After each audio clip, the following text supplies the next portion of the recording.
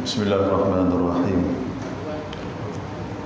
Assalamualaikum warahmatullahi wabarakatuh. Alhamdulillahilladzi arsala rasulahu bil huda wa dinil haqq liyuzhirahu 'ala dini kullihi walau karihal kafirun.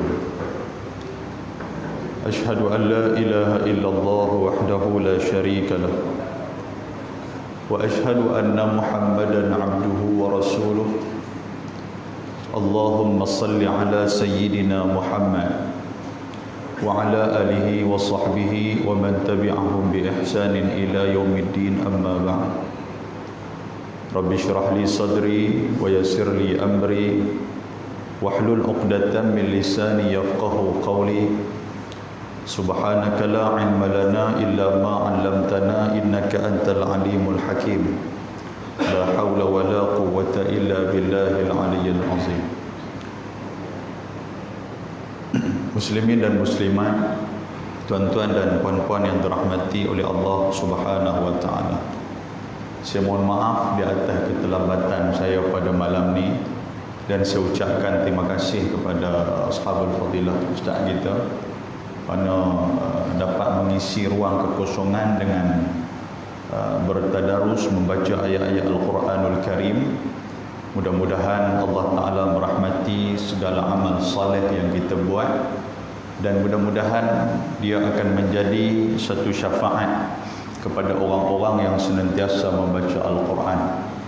Tuan-tuan dan puan-puan hadirin dan hadirat yang dirahmati Allah Subhanahu wa Ta'ala, hari ini bertepatan dengan 1 Januari 2021. Marilah sama-sama kita bermuhasabah untuk tahun baru kita ni. Apakah perkara-perkara yang perlu kita tingkatkan? Di antara hal ataupun di antara ahwal yang perlu kita titik beratkan, bagaimanakah taubat ataupun penyesalan yang kita lakukan di atas dosa-dosa sebelum daripada ni.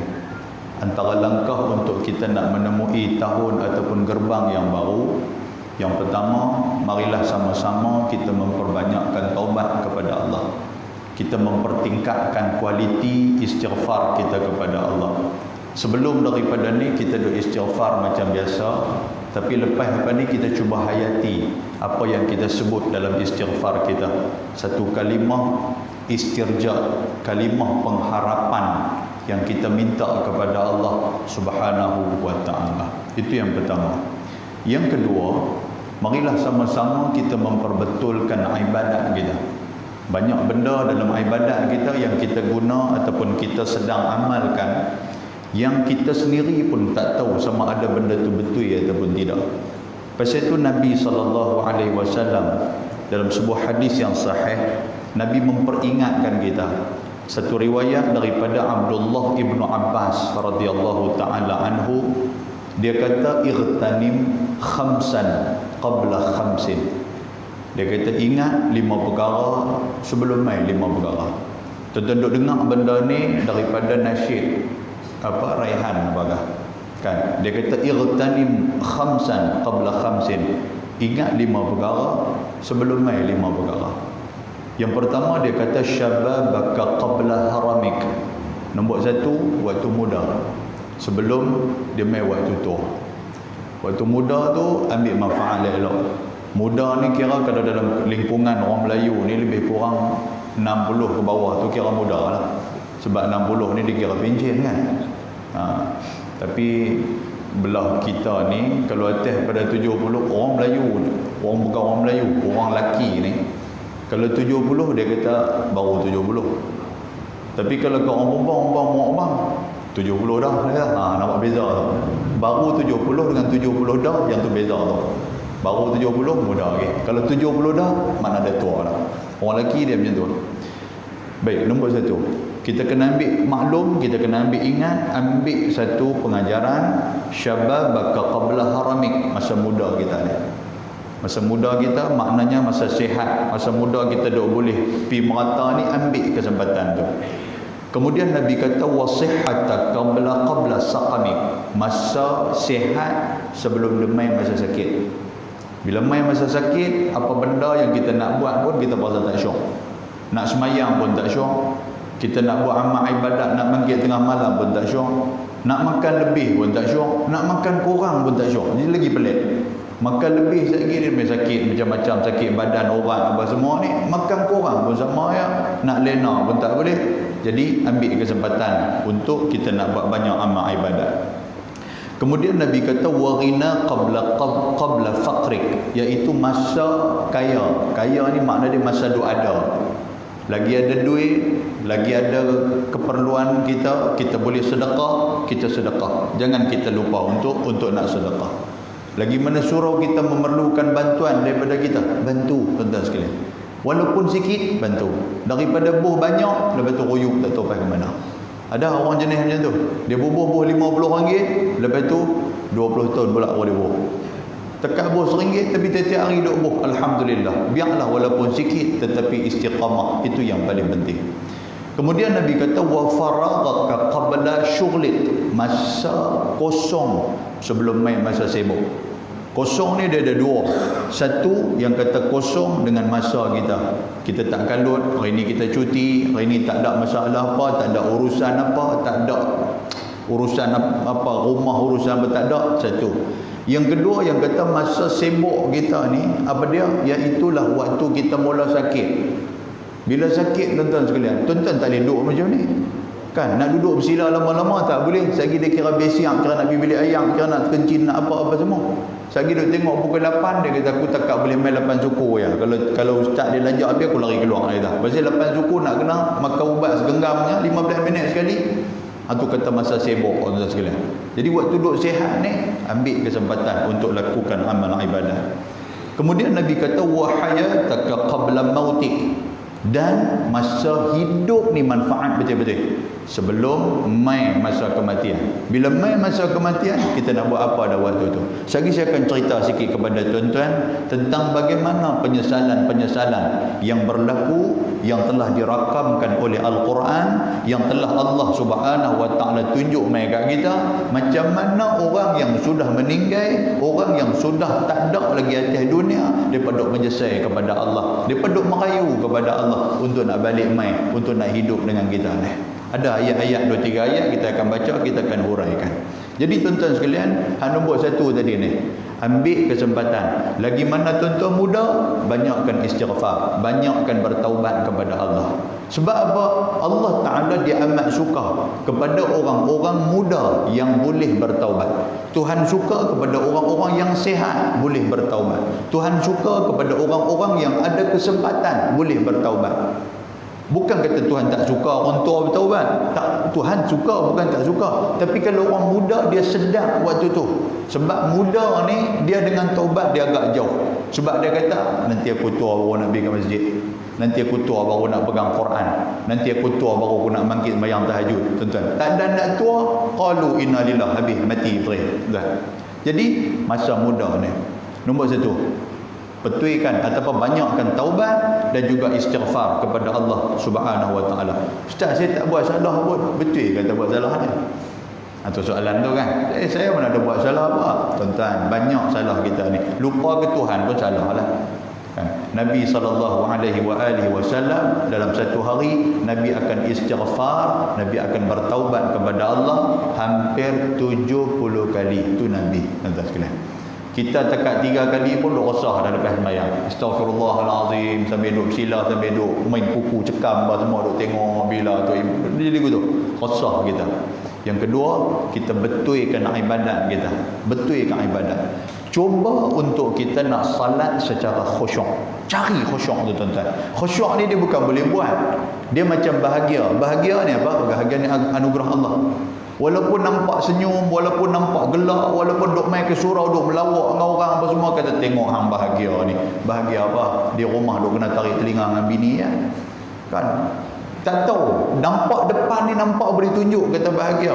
Tapi tuan-tuan, bahagia ni bukan benda buat-buat. Bahagia ni anugerah Allah Ta'ala kepada kita. Sama macam khusyuk.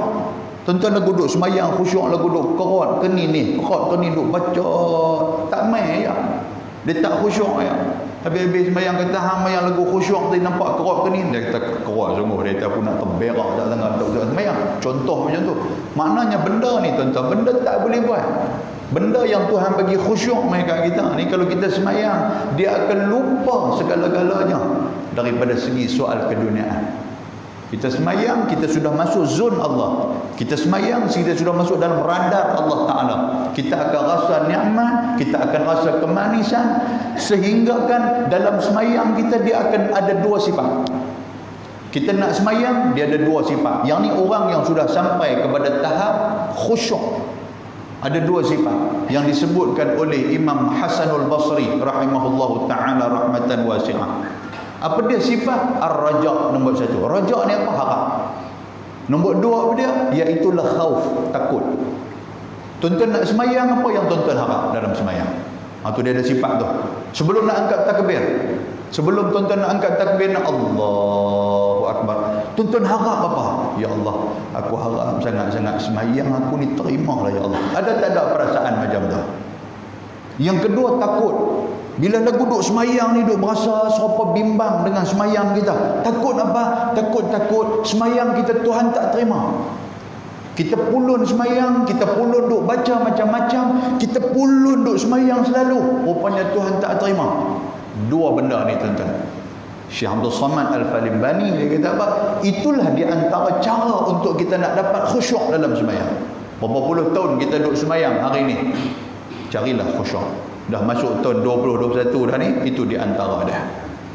Kemudian apa dia langkah lagi yang perlu kita buat tuan-tuan untuk kita nak masuk tahun nak sambut tahun 2021 ni, iaitulah kita menyelesaikan semua hutang kita. Hutang dia ada dua. Pertama, hutang kepada Allah, yang kedua hutang kepada manusia. Hutang kepada Allah Ta'ala ni tuan-tuan sekalian, pelan-pelan kita buat. Tuhan tahu kita nak buat ataupun tidak. Semayang kita dulu ni macam mana? Kita baru mai ke masjid, baru mai ke surau, betul-betul tumpu pada semayang ni baru berapa tahun. Hak mana yang hak tak semayang tu, pelan-pelan kita buat tuan-tuan sekalian. Itu nombor satu. Hutang kita kepada manusia, selesaikan. Pasal apa? Kita tak mau jadi orang yang muflis ketika mana di akhirat nanti. Tuan-tuan, Nabi SAW sebut dalam sebuah hadis riwayat Imam Muslim. Nabi kata, atadruna manil muflis. Nabi kata, hampa tahu tak siapa dia orang yang muflis, orang yang bengrak tu siapa? Sahabat Nabi kata, al-muflisu fina man la dirhamalahu wala mata. Rasulullah, muflis yang kami tahu ni orang yang tak ada duit, orang yang bengrak, orang yang tak ada harta benda. Dia kata macam tu kat Nabi. Nabi kata, innal muflisa, sesungguhnya orang muflis min ummati, di kalangan umat aku ni siapa? Ya'ti yaumal qiyamah, dia mai hari kiamat, bisalatin wa zakatin wa siyamin. Dia orang atas dunia bagus, semayang bagus, puasa bagus, dia banyak buat amal ibadat. Dia mai hari kiamat, dia bawa pahala yang cukup tinggi, kata Nabi. Pahala dia cukup banyak, tetapi hadir juga bersama dengan dia waqad khata waqad kadzaba wa daraba hadha wa akada mala hadha wa safaka dama hadha. Mai juga bersama dengan dia, bukan dia seorang, bukan amalan dia saja, tapi akan ada orang yang dia dulu pernah berhutang dengan kawan tu. Akan ada orang yang mai untuk nak tuntut pada dia, yang dia atas dunia dulu dia pernah ambil harta kawan tu, dia pernah rampai harta kawan tu, dia pernah zalim kawan tu, dia pernah tumpahkan darah kawan tu, dia pernah fitnah. Maknanya urusan kita dengan manusia. Atas dunia kita boleh mengumpat, atas dunia kita boleh fitnah, atas dunia kita boleh tuduh dia macam-macam, atas dunia kita lepas. Di hadapan Allah kita tidak akan lepas. Dia akan main nanti kat kita. Dia akan tunjuk, dia akan tuntut main dekat kita. Dia akan minta kepada Allah, ya Allah, atas dunia dulu dia inilah yang suka fitnah saya. Atas dunia dulu dia pernah menjatuhkan ayam muka dan maruah saya di hadapan orang, menyebabkan saya malu sangat-sangat. Hari ini saya nak tuntut balas balik kepada Allah. Semua benda tu akan dituntut di hadapan Allah. Apa kata Nabi SAW? Allah Ta'ala suruh kawan nak tuntut, ambil kepada dia ni, tuntut kepada dia. Waktu tu nak bayang apa tuan-tuan? Bayang dengan pahala. Bagi pahala, bagi pahala, bagi pahala, bagi pahala. Tiba-tiba ramai lagi orang duk main, duk tuntut macam-macam dekat kita. Hak mana hak tak puas hati kat kita, semua dia akan tuntut hari tu. Bila tuntut habis, kita pun dah tak ada apa nak bagi dah, tapi masih ada lagi orang yang menuntut kepada kita. Maka Allah Subhanahu Wa Taala suruh malaikat ambil dosa-dosa kawan hak tuntut mai kepada kita, kita tak boleh nak bagi pahala tu, ambil dosa depa pi kandang atas badan kita dan dilempar serta diheret kita masuk ke dalam api neraka Allah Subhanahu Wa Taala. Wal a'yazu billah. Kita nampak tak?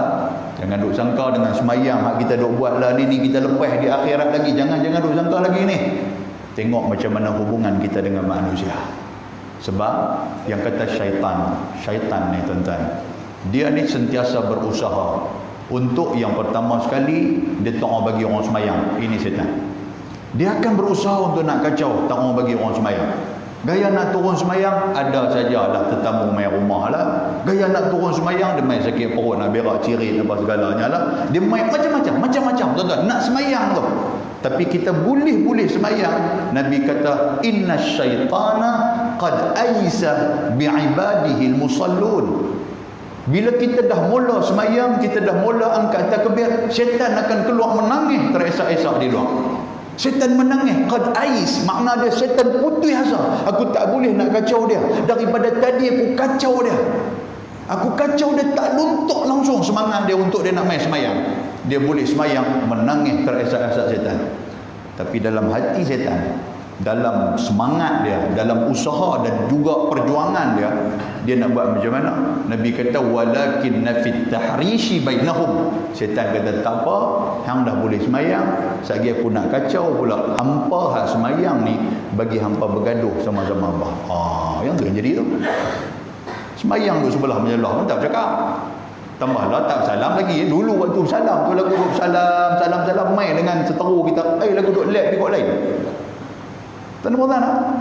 Kita pun pergi main masuk pintu tu, tengok-tengok kawan hak bergaduh dengan kita pun duk ada. Dia boleh main pergi 12 orang.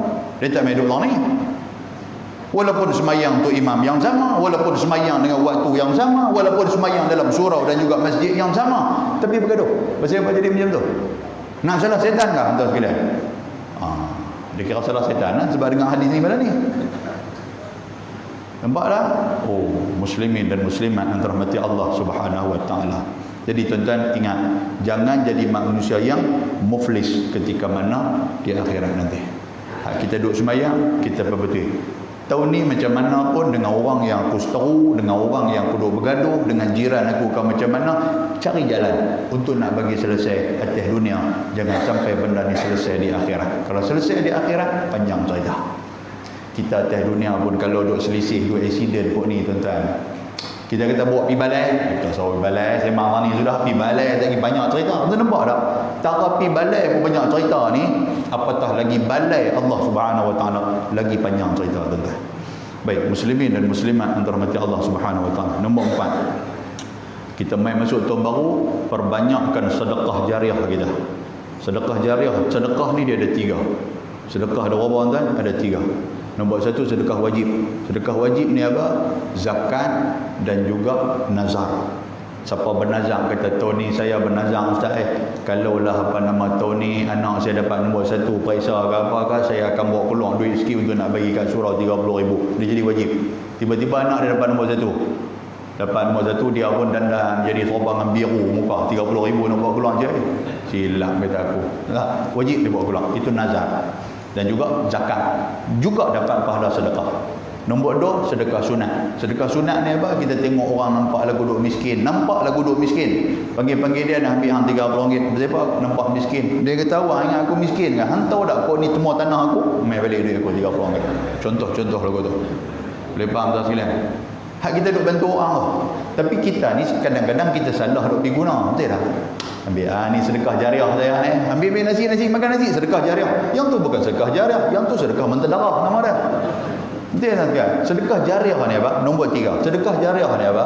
Sedekah jariah kita bagi kepada satu-satu badan, kepada satu-satu orang, dia guna duit tu. Untuk apa? Dia guna duit tu. Contoh kita bagi kat surau guna untuk nak beli kapet masjid, surau kan. Bagi kat surau guna untuk nak bayar bil lah. Selagi mana duit yang digunakan kita bagi tu, itulah jariah. Boleh faham tak sekalian? Itu maksud jariah tu. Jariah ni asal perkataan jara, iaitu berlari-lari. Sedekah yang dia berkembang. Dia macam MLM tak lebih kurang. Kan? Kita bubuh RM30, dia guna duit kita RM30 tu. Kan? Yang tu. Sebab tu tuan-tuan, bila orang bagi duit dekat kita, dekat siapa-siapa lah, kena guna duit tu. Wakaf juga disebut sebagai jariah. Pasal benda tu digunakan. Jadi apa kita buat? Sebab apa? Sebab perbanyakkan sedekah jariah ni untuk apa? Untuk kita nak mati, tuan. Bila kita mati, tak ada dah amalan apa yang boleh sampai mai dekat kita ni, tak ada dah. Lah tak apalah hidup lagi. Nanti kita mati, siapa nak tolong semayang mai kat kita? Nanti kita mati, siapa nak tolong puasa mai kat kita? Nanti kita mati, siapa nak tolong buat keluar zakat mai kat kita? Tak ada. Sebab benda tu benda amalan fardi, amalan individu. Jadi amalan individu ni, tapi kita nak dapat juga pahala mai kat kita. Kita buat macam mana? Tuan-tuan ingat. Apa dia? Duit ambil bagi kat surau. Nah, ambil RM30,000. RM30,000 ya. Siapa syok RM30,000 tak? Ambil RM30,000 kata. Bulan puasa aku mau hang guna duit RM30,000 ni hang bayar. Ni duit api, duit ayam apa semua, depa nak bangkit mai tahajud, nak buat qiyam mulai apa semua, duit ni hang pakai. Tuan-tuan nampak tak? Maknanya bila kita meninggal, pahala puasa orang yang duk main menghidupkan surau ni dapat tak dapat waktu kita dalam kubur? Dapat. Zakat contoh dia lagu tu, ni duit aku bagi kat hang, hang pi cari mana-mana amil zakat, bagi dekat depa. Suruh support bagi zakat. Depa nak beli kain pelikat, nak semayang, depa nak beli Quran ke, depa nak pi mengaji ke apa. Ambil duit ni, depa bagi kepada orang-orang asnaf zakat yang depa guna untuk nak pi mengaji, pi apa semua tu. Pahala nanti akan main kepada kita. Itu cara dia, tuan-tuan. Ni duit ada, duk kira nak besar rumah, tak ada nak berbumbung, kita pun mati. Tidak ada. Allahu Rabbi tabarakallah. Itu nombor 4. Seterusnya nombor 5. Tuntut ilmu yang bagi manfaat dekat kita. Tahun 2021 ni ilmu manfaat, cari ilmu manfaat. Ilmu manfaat ni apa makna tuan? Ilmu yang boleh berguna dekat kita. Surau Al-Abrar, tuan-tuan ni. Al-Abrar ni apa makna Al-Abrar ni? Abrar ni tuan-tuan ni makna daripada orang yang suka buat banyak kebajikan. Ada ulama kata apa? Al-Abrar ni makna dia orang-orang yang berakal. Tu. Maknanya tuan-tuan main ni semua ni kira orang cendekiawan belakang ni. Hebat ni. Jadi bila dengar satu-satu ilmu, tuan-tuan selok ataupun tuan-tuan saring ilmu tu untuk kelebihan tuan-tuan sekalian. Boleh faham? Ustaz duk main mengajar, tok guru main mengajar, tengok ilmu tu. Dengar ilmu tu, ambil manfaat. Apa ilmu aku boleh dapat daripada dia ni? Bukan duk kira nak syok ni. Zaman lah bukan zaman syok. Lah daripada duk kira kalau boleh cari ustaz boleh buat lawak sikit, kami duk engah gelak kencilan seluar kira cantik. Dia nak lagu tu. Apa yang kita dapat? Yang tu tuan-tuan sekalian. Sebab Nabi kata apa? Nabi kata di akhir zaman,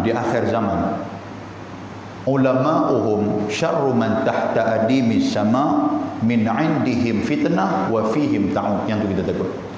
Akhir zaman Nabi kata apa? Orang-orang yang dikatakan orang-orang alim ni, yang dikatakan orang-orang yang ada ilmu ni, mereka ini adalah orang yang menjadi orang yang paling jahat dalam masyarakat. Yang ni kita takut. Minta maaf sebut. Saya bukan nak merendahkan orang agama, tak, minta maaf sebut. Pasal apa? Nabi kata min indihim takhrujul fitnah wa fihim ta'ud. Pasal fitnah ni kadang-kadang mai daripada depa dan kepada depa fitnah itu dikembalikan. Kalau tuan-tuan mai ada satu orang agama ke duk maki orang, kita nak pegang ke macam tu? Yang ni kita kena saring bang. Duk menjatuhkan yang muka orang. Yang ni kita kena mau duk saring bang. Dia mai ni sepatutnya dia menghimpunkan orang, bagi orang boleh duduk dalam satu jemaah, jangan duk bergaduh, jangan duk berpecah. Tapi bila dia mai habis berpecah, habis. Kawan ni tak betul, kawan ni tak betul. Yang ni yang kita takut tuan-tuan sekalian. Boleh faham tak? Jadi tahun ni kita kena buat macam tu. Allahu akbar. Kadang-kadang orang seronok jenis kasar-kasar, jenis duk maki orang. Keluar ustaz syok tadi ustaz maki depa berapi. Tak kena ke hang? Cuba kena ke hang tengok, pakai tak mai dah ke surau ni. Kan? Jadi tuan-tuan sekalian, kena jaga benda-benda macam tu. Baik, yang seterusnya, yang keenam, apakah persediaan ataupun apakah langkah yang perlu kita buat untuk kita nak sambut 2021 ni? Iaitu mempersiapkan anak yang saleh dan salehah dalam keluarga kita. Apa dia tuan-tuan? Mempersiapkan anak yang saleh dan salehah. Cukup dah. Zaman ke kita ni dah, masa lagu nak selesai dah ni. Legasi yang akan meneruskan perjuangan kita ni. Anak yang saleh dan salehah. Dalam Al-Quran, Allah Subhanahu wa taala sebut dalam surah At-Tahrim. Tuhan kata apa? Ya ayyuhalladzina amanu qu anfusakum wa ahlikum nara. Kita ambil dekat tu. Wahai orang yang beriman, peliharalah keluarga kamu dan juga peliharalah diri kamu dan keluarga kamu daripada api neraka Allah Subhanahu wa taala. Kan? Tuhan suruh pelihara. Jadi apa tanggungjawab? Tuan-tuan, di hadapan saya ni orang lelaki belakang. Kan? Tanggungjawab, di antara tanggungjawab seorang bapa ataupun seorang keluarga, seorang ahli keluarga kepada keluarga dia. Yang pertama dalam surah tu, memberikan didikan kasih sayang yang sempurna kepada anak dia. Nombor satu, bagi kasih sayang kepada anak-anak, kita bagi kasih sayang. Nabi dia sayang dekat anak dia. Yang tu semua orang buat, dia tak boleh. Nombor dua, saya ringkaskan. Nombor dua, iaitulah memberikan didikan agama yang sempurna kepada anak-anak dia. Macam mana Nabi SAW, dia bagi didikan agama kepada keluarga dia. Kalau benda yang bertentangan dengan agama, dia akan berkeras. Contoh dia, seorang cucu dia yang bernama Hasan. Dia ni anak kepada Sayyidina Ali karamallahu wajhah. Dia tengah duk mangkak lagi waktu tu. Dia pergi ambil tamar ataupun kurma, yang mana kurma tu adalah kurma orang buat keluar zakat. Dia pergi letak dekat Nabi, dia pergi ambil. Dia buh dalam mulut dia. Budak kecil baru duk merangkak. Dia buh dalam mulut dia. Bila buh dalam mulut, Nabi SAW nampak. Bila Nabi nampak, Nabi pergi pegang Sayyidina Hasan tu, Nabi korek balik kurma dalam mulut tu. Lalu Nabi kata, ini harta kurma yang diharamkan ke atas umat aku. Diharamkan ke atas anak-anak, keturunan aku. Dah nampak tak? Maknanya apa? Kalau bertentangan dengan agama, walaupun anak yang Nabi sayang, walaupun cucu yang Nabi sayang, tetap Nabi menegakkan agama melebihi segala-galanya. Sehingga kan Nabi sebut dalam sebuah hadis, Nabi kata, lau sariqat Fatimah, kalaulah Fatimah yang aku sayang, anak Nabi, Fatimah yang aku sayang, dia mencuri, Nabi kata, aku akan memotong tangan dia. Nabi kata, kalau anak aku Fatimah sendiri yang curi, aku akan potong tangan dia. Hari ini kita macam mana tuan-tuan? Anak kita tak semayang, apa mana? Anak kita tak tutup aurat, apa perasaan kita? Anak kita tak tahu nak ambil yang semayang, macam mana, apa perasaan kita? Tuan-tuan, yang ni, inilah yang perlu kita tanamkan dalam diri kita. Tahun ni aku nak kena buat macam tu juga. Mungkin kita nak ajak anak, mungkin anak tak apa nak mau dengar. Kan kita nak ajak anak tak mau dengar, tuan sekalian. Alah, dia kata pak apa lebih kurang cek, dia kata. Baik, kalau lagu tu bawa anak mai ke surau. Ataupun tuan-tuan ada grup, kan ada Facebook lah apa. Bubuh dalam tu benda-benda yang bermanfaat, video-video yang bermanfaat, bubuh dalam tu biar depa dengar. Mudah-mudahan Allah Taala membuka pintu hati depa. Yang penting kita doa kepada depa. Itu cerita dia. Baik, itu yang kedua. Lepas tu pula, apakah lagi tanggungjawab ibu dan bapa kepada anak-anak depa ni? Yang pertama tadi bagi didikan, bagi kasih sayang. Yang kedua bagi didikan agama. Yang ketiga membawa makanan yang halal, rezeki yang halal bawa balik mai rumah. Hari ni pasal apa? Di antara anak-anak dah mula tak dengar cakap mak ayah. Pasal apa hari ni banyak pemberontakan yang berlaku ketika mana kepada ibu dan juga ayah. Pasal apa tuan-tuan? Di antara sebab adalah makanan yang masuk ke dalam mulut mereka itu adalah makanan yang syubhah ataupun makanan yang haram. Kan tambah pula kita duduk dengar kes pula di negara kita dengan kes apa daging kangaroo, daging apa segala itu garuk kepala lah kita ni. Kan tu usah duk kira tu lagi lah, kita tak pernah duk makan pun ni, kita duk fikir kita ni macam mana dengan gaji yang kita dapat, macam mana dengan kerja yang kita buat, macam mana dengan klaim kita, macam mana yang tu kita duk fikir dulu. Yang kita duk balun hak nombor ekor duk makan tu duk berasa serba tak ada masalah, tengok hak tu duk buat garuk kepala pula. Mampu nak kena apa pula. Tuan-tuan cerita dia macam dululah Cadbury dulu ni. Kan? Sampai tanya ustaz, saya dah makan Cadbury ni berapa puluh tong ni dah makan Cadbury tu. Saya nak kena sama tak dari saluran badan saya ni. Yang hang duk makan riba, hang duk makan harta judi apa semua tu, hang tak fikir apa pun. Tidak. Walau duduk jegim dia makan saya. Lagu tu dia duk fikir, oh mampu dia duk fikir la ilaha illallah. Kan Nabi kata kullul lahmin nabata min haram fannaru aula bih, kullul lahmin nabata min suhtin fannaru aula bih. Setiap daging yang tumbuh daripada benda yang haram, neraka tempat dia. Setiap daging yang tumbuh daripada benda yang tak elok, neraka tempat dia. Tuan-tuan jaga elok. Pasal itu anak kita hari ni kalau kita nak kita tegur dia pun tak orang nak mau dengar. Dia jadi ketegang tu lain macam. Sampai kita buat macam-macam dekat dia, sampai pinjam tu rotan kawan kita hak kerja penjara tu bawa balik main. Dia lagu duk main, lagu duk katok kita pula. Dia pula pergi katok kita. Pasal apa tuan-tuan? Tak tahu jadi lagu mana. Balik muhasabah tengok. Yang keempat, tanggungjawab ibu bapa. Yang seterusnya tanggungjawab selepas bagi apa rezeki yang halal, kita tunjukkan akhlak yang baik kepada dia. Tahun ni tahun nak tunjuk akhlak yang baik. Akhlak dia ada 3. Nombor 1 daripada segi pertuturan, daripada segi percakapan. Tuan-tuan tengok kalau pak ni kaki maki, dia turun ke anak kaki maki tu. Kalau pak ni sikit-sikit maki, anak je lagu tu, kata hang ni foto sikit pak hang sungguhlah. Hang maki ni serupa dengan pak hang. Memang pak aku dia tak. Tahu-tahu? Itu yang pertama. Daripada segi pertuturan, cara cakap kita. Yang kedua, daripada segi perbuatan. Kalau pak kita kaki surau, anak kaki surau, insya-Allah anak akan jadi kaki surau. Kalau pak kaki semayang, anak akan semayang. Anak kecil ni walaupun dia tak tahu kata benda tu semayang, tapi bila dia tengok kita semayang, pak dia semayang, dia pun sekali lagu duduk mangkit, lagu duduk dah nak angkat takbir lah apa, nak rokok dia pun sembang kepala, tengok darah keluar ke lubang hidung lah apa, pasal dia nak tiru kita. Tapi kalau pak bukan kaki surau, anak nak jadi kaki surau kan? Yang tu yang pak duk perambat anak main ke surau. Dia tak main ke surau, dia duduk atas alam surau. Hampir ke surau tu, hampir dengar ceramah malam ni. Pak tak dengar ke? Aku penat hantar tak? Tu dia yang pak duduk di rumah. Anak dia duduk halau main. Hak ni yang duduk berenang dalam kolah yang surau kita ni. Orang nak duduk jadi ni kata kat orang ni. Tuan-tuan tak panggil dia dah lepas ni kan? Tak main lah kan? Ni kali tak akhir, saya main okey kan? Baik. Muslimin dan muslimat yang dirahmati Allah. Yang tu. Yang ketiga, daripada segi akhlak pada tuan-tuan, pakaian. Kalau nak suruh anak tutup aurat, pak kena tutup aurat lah. Ni pak pun duk pakai seluar kotak Fido Dido lagi, seluar pendek duk basuh kereta waktu maghrib. Lepas tu nak perambat anak pergi mengaji Quran waktu maghrib. Tobat lahu mana tak pergi. Kan? Nak suruh anak hang pergi pakai seluar panjang ni. Dia kata pak pun pakai seluar pendek, takkan saya nak pakai seluar panjang.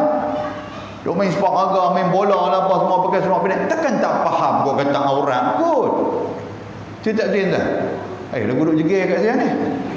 Sungguh saya kadang, ya Allah, tuan-tuan, kita bukan duduk zaman batu, kita bukan duduk kaum tasadir. Tak tahu tasadir tu keluar main tu.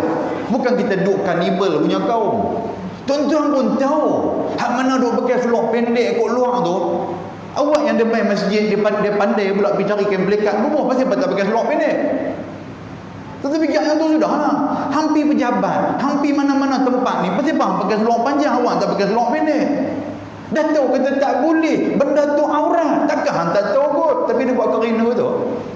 Dia buat kerin dengan bawa budak kecil. Saya cukup sedih tengok-tengok Allah ada anak ada, ya Allah. Sedih sangat-sangat tuan-tuan. Dia berdoa, ya Allah bagi hidayah ke dia. Yang tu lah. Dia lah. Kau apa nak mengangguk buat kan. Muslimin dan muslimat dirahmati Allah. Baik, yang seterusnya, apakah langkah ibu dan ayah dia nak didik anak dia?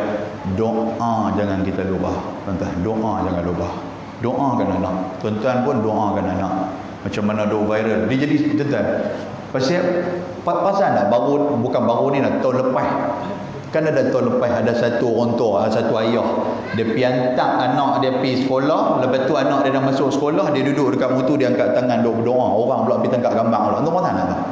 Lepas tu dia viral masuk dalam Penang Kini lah apa semua. Tuan pasal tak benda tu? Orang kata Allah pak dia ni bagus. Tuan-tuan, satu benda saya nak minta tuan-tuan fikir luar kotak sikit. Satu benda, kalau benda tu diviralkan, sebenarnya benda tu benda biasa yang Islam suruh kita buat. Tapi apabila benda biasa itu orang dah nampak kagum, nampak macam luar biasa, maknanya tak ramai yang buat benda tu. Tuan-tuan pasal tak? Maknanya tak ramai yang buat benda tu. Bila tengok-tengok, ui, ada orang buat macam ni, maknanya hak pak-pak lain tak pernah ada buat. Tuan-tuan pasal tak? Walaupun kita tengok bagus pak ni, termasuk kita lah, kita tak pernah nak buat.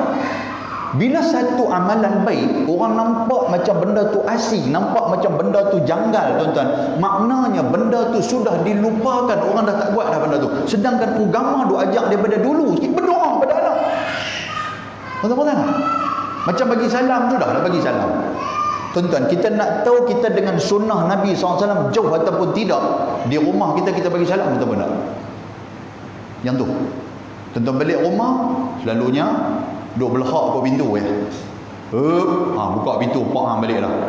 Sik baiklah kalau suami bagus, bini bagus.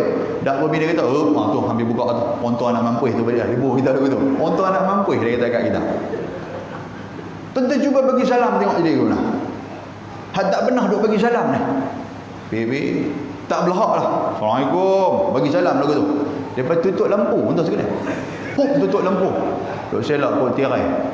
Loh, hang kata yang kata siapa dia? Kita buka-buka pintu, berjabu kena amput dengan dia. Awak jadi apa? Malam ni baru dengar ceramah sekali nak jadi ustaz ke balik nak bagi salam mai dia kata. Ketuk pintu sudah lah, debuh gitu. Tuan-tuan, kalau saya jadi lagu tu pakai lena di surau lah. Kalau tuan-tuan apa orang panggil 5 perut 3 serangkai masuk buat kering ni kan. Tapi kalau kita fikir terkejut, ya Allah, bini aku boleh kata lagu ni, maknanya sunnah Nabi aku sudah jauh daripada aku amal. Tetap nampak benar tak? Allah muslimin dan muslimat yang dirahmati. Doalah anak-anak kita tak doa. Kan? Saya pun rajin juga anak-anak saya pun saya kerja duk tibai juga kalau kata depa tak ni apa semua, tapi doalah. Di samping kita buat nak tibai tu, berdoalah supaya apa yang kita buat mendapat barakah dan memberikan adab kepada mereka. Isteri kita pun duk hingang kok padu beletiang tu madu abang ayat dia. Hang jangan duk beletiang saja dekat anak. Habis hujung beletiang hang tu, hang berdoalah. Kan?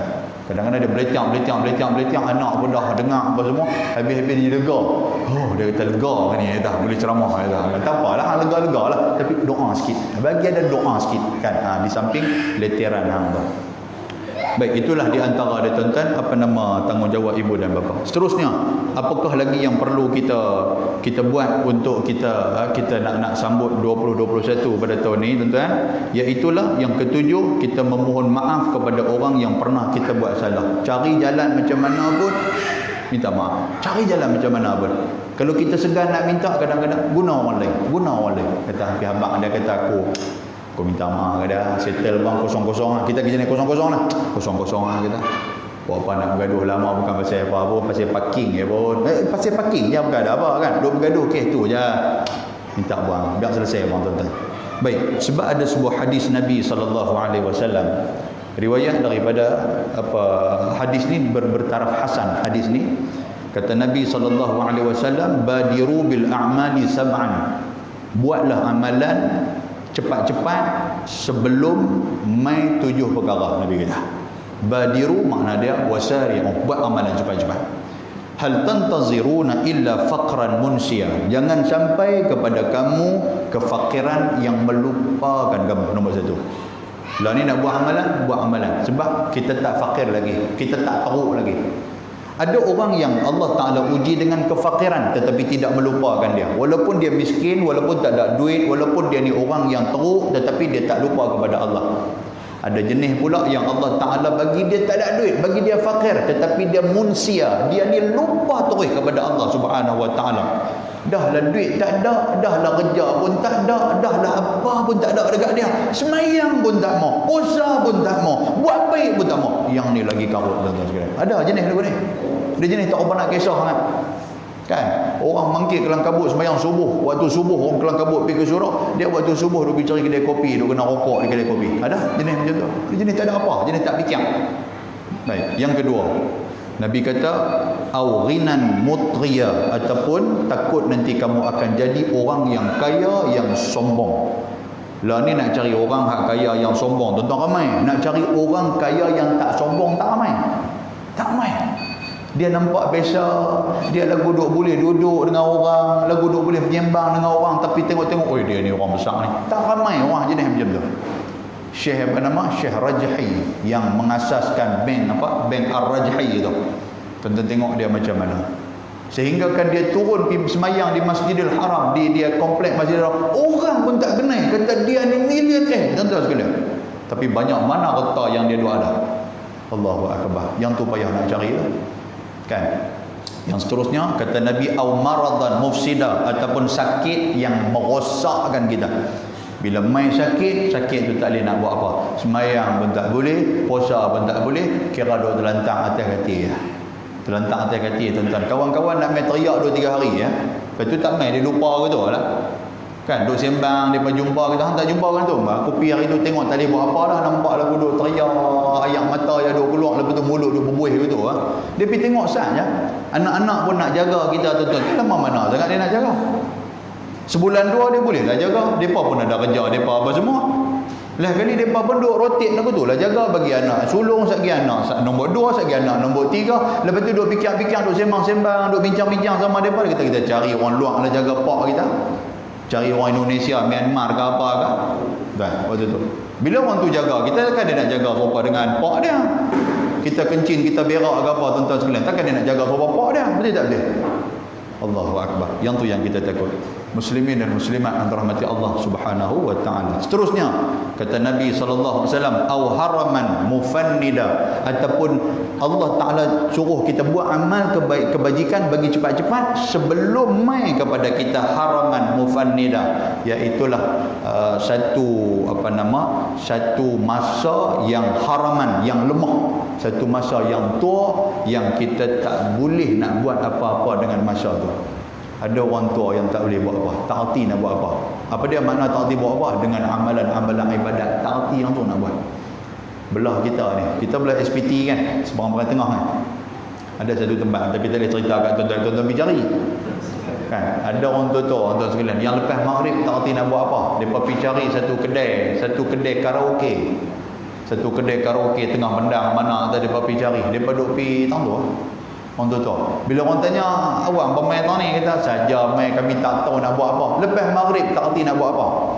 Kita ni tahu lah waktu maghrib nak semayang, lepas maghrib nak dengar kuliah, nak dengar apa, sekali lepas tu Aisyah apa nak semayang, dia pun tak tahu nak buat apa. Ada tuan-tuan, orang-orang jenis tu alaf lah ada. Kan, kira ni dia tongkat motor tu, badan duk bergerak dah, lu nak karaoke punya pasal. Turun kedai dah lagi. Oh, jenis-jenis lagu ni ada. Kalau mau PM tepi.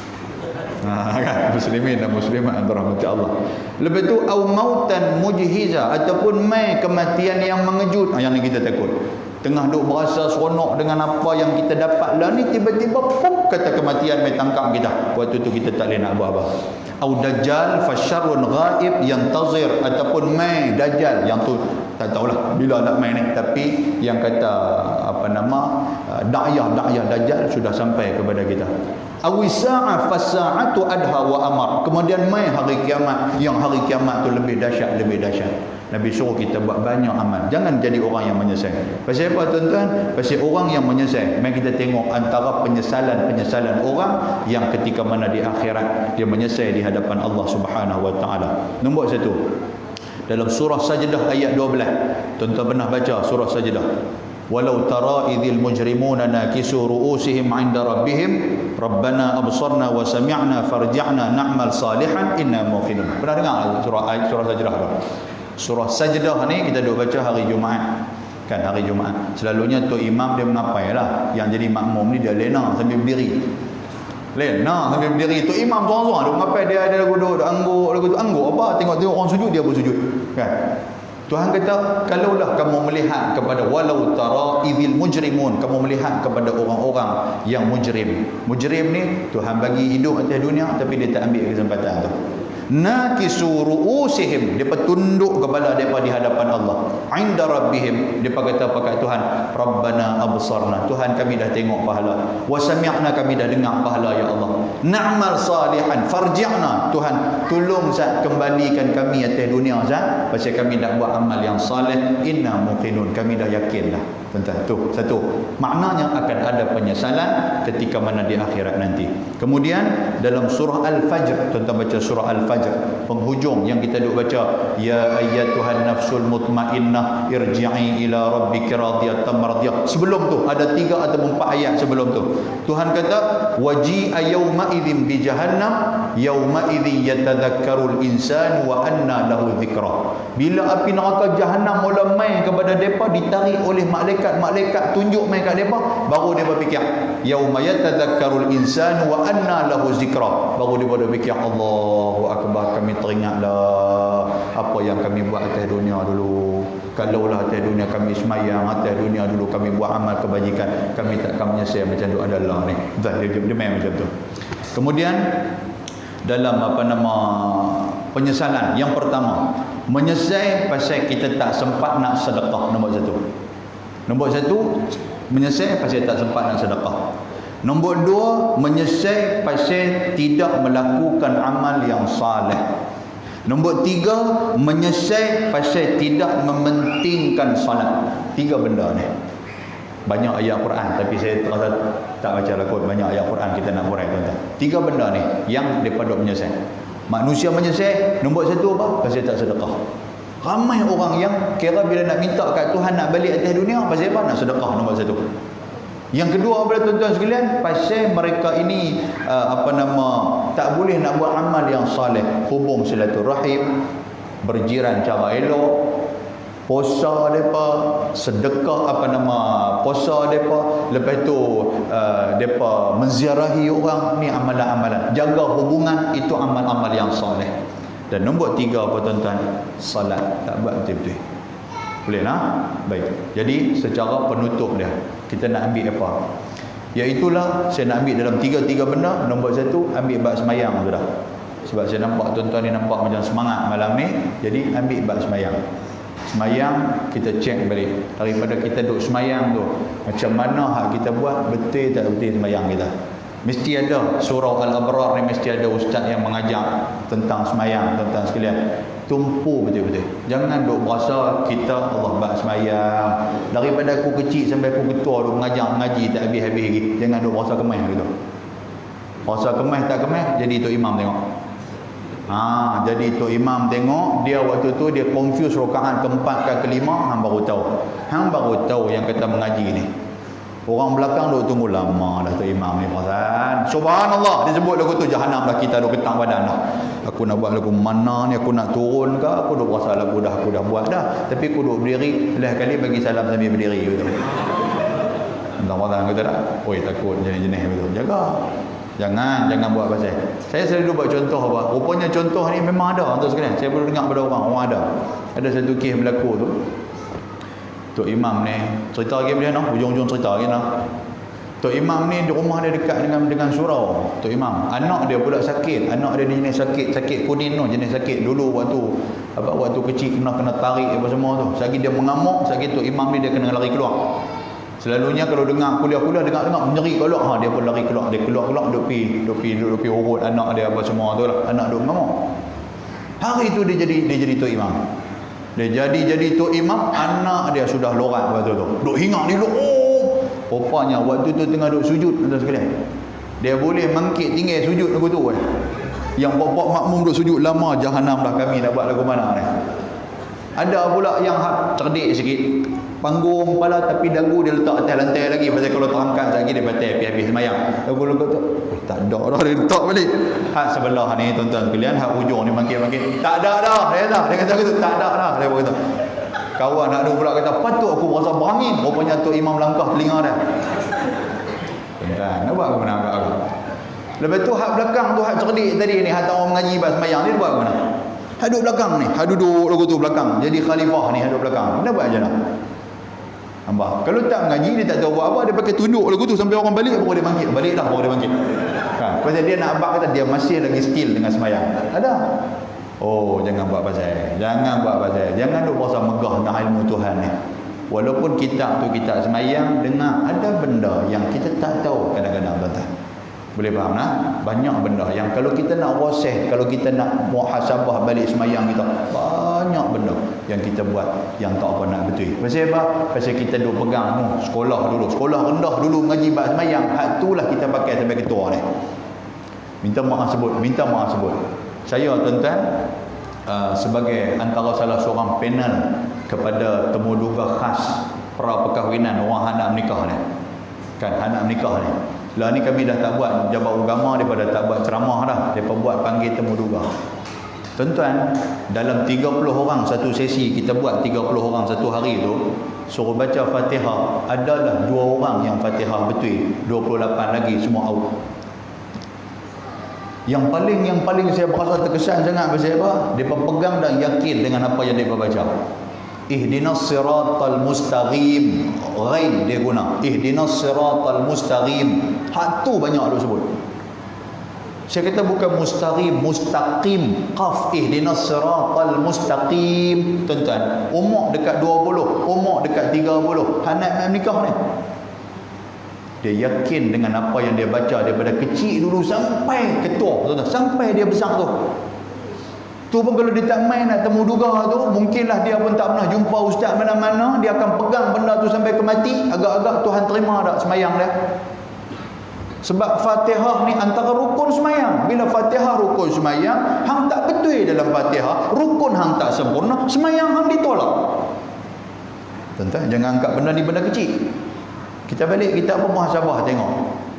Duduklah hati ustaz kata kat aku, aku pun mustaqim ya. Haji mustaqim kita buat. Jadi sikit aja, sikit. Yang tu baru korek sikit. Kalau korek lagi banyak tuan-tuan sekalian, Allahu akbar. Okey, cukup dekat tu. Mudah-mudahan Allah Taala merahmati kita. Nanti kita jumpa lain lah, kita main lain insya-Allah. Saya minta maaf banyak-banyak, saya main pada ustaz ni pun nak lari pergi balik pulau pula tuan. Jadi mudah-mudahan Tuhan merahmati kita insya-Allah. Kita berjumpa lagi. Apapun tuan-tuan memang sempoi kan, sebab boleh duk tunggu saya juga, betul boleh duk bagi respon bagus ya. Saya duk ingatkan muka main bagi salam lagu duk petang, kau pun ambil wapoka semua. Rupanya ada juga deria gelak, ada juga cantik ya. Aku tiap lagu duk kerai lagu tu mampu. Kira Bangla hospital lah ceritanya kan. Kan? Aku lupa hadza wa astaghfirullahal azim. Assalamualaikum warahmatullahi wabarakatuh. Bismillahirrahmanirrahim. Alhamdulillah, salatu wassalamu ala Rasulillah wa ala alihi wa sahbihi wa man tabi'ahu wa nasarahu wa walah. Allahumma faqihna fid din wa 'allimna at-ta'wil wa hdina siratal mustaqim.